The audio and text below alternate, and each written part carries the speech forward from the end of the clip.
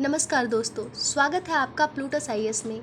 आज जिस टॉपिक पर हम बात करने वाले हैं ये यूपीएससी के पॉइंट ऑफ व्यू से बहुत ही इम्पॉर्टेंट है, इसलिए वीडियो को अंत तक ज़रूर देखिए। आज का विश्व वैश्विक व्यापार और कूटनीति के जटिल दौर से गुजर रहा है। भारत और अमेरिका, जो लंबे समय से रणनीतिक साझेदार रहे हैं, आज एक नए व्यापारिक तनाव के दौर में है। अमेरिकी राष्ट्रपति डोनाल्ड ट्रंप द्वारा भारत पर 25% अतिरिक्त टैरिफ लगाने का फैसला और रूस से तेल खरीद को लेकर अमेरिका की नीति ने दोनों देशों के बीच तनाव को बढ़ा दिया है। इस बीच प्रधानमंत्री नरेंद्र मोदी की शक्ति और भारत की स्वतंत्र विदेश नीति ने इस मुद्दे को और अधिक रोचक बना दिया है। यह मुद्दा यूपीएससी सिविल सेवा परीक्षा के दृष्टिकोण से अत्यंत महत्वपूर्ण है, क्योंकि यह अंतर्राष्ट्रीय संबंध, व्यापार नीति और भारत की कूटनीतिक रणनीति के विभिन्न पहलुओं को छूता है। इस वीडियो में हम इस विवाद के विभिन्न आयामों, इसके कारणों, प्रभावों और भारत की प्रतिक्रिया को विस्तार से समझेंगे। सबसे पहले इस टैरिफ विवाद को समझते हैं।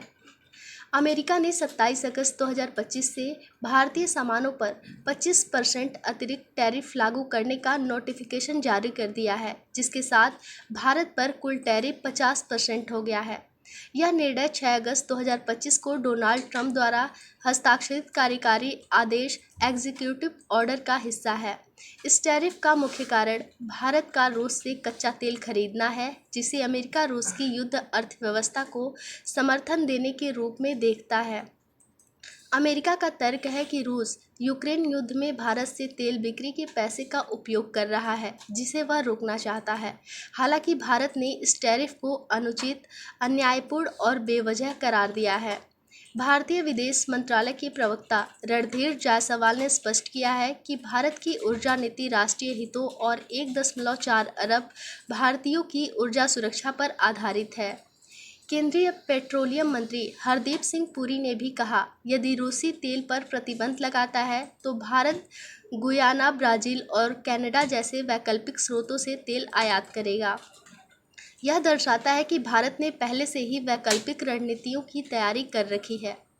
अब ट्रंप की नीति और दोहरे मापदंड को भी समझते हैं। डोनाल्ड ट्रंप ने रूस से व्यापार करने वाले देशों पर अतिरिक्त टैरिफ लगाने की चेतावनी दी थी, लेकिन इस नीति में दोहरा मापदंड स्पष्ट दिखाई देता है। उदाहरण के लिए, चीन, जो रूस से तेल का सबसे बड़ा खरीदार है, उस पर अमेरिका ने कोई अतिरिक्त टैरिफ नहीं लगाया है। अमेरिका वित्त मंत्री स्कॉट बेसेंट ने इसकी वजह बताते हुए कहा कि चीन पर प्रतिबंध लगाने से वैश्विक तेल बाजार पर नकारात्मक प्रभाव पड़ सकता है। यह दोहरा रवैया भारत में आलोचना का विषय बन गया है। विदेश मंत्री एस जयशंकर ने इस पर सवाल उठाते हुए कहा कि भारत अपनी रेड लाइन से समझौता नहीं करेगा, चाहे वह किसानों की हित हो या रणनीतिक स्वायत्तता।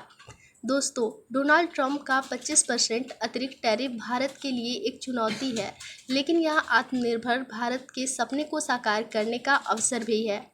प्रधानमंत्री नरेंद्र मोदी की शक्ति और भारत की रणनीतिक स्वायत्तता ने वैश्विक मंच पर देश की स्थिति को मजबूत किया है। यह विवाद न केवल भारत की आर्थिक और कूटनीतिक ताकत को परख रहा है, बल्कि यह दर्शाता है कि भारत वैश्विक दबावों के सामने झुकने के बजाय अपने राष्ट्रीय हितों को प्राथमिकता देता है।